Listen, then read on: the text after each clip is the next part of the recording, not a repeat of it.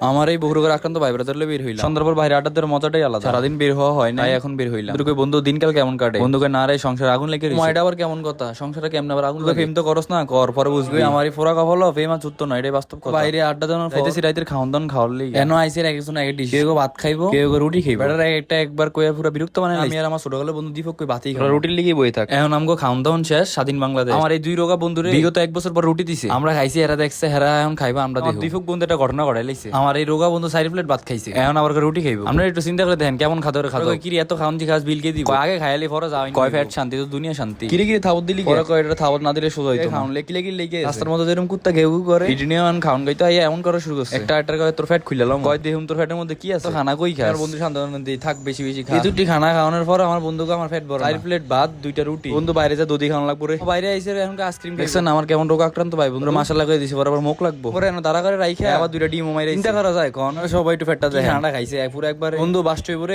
না এটা আগের থেকে খাই আমরা খালি আডি আর বন্ধু খালি খায়।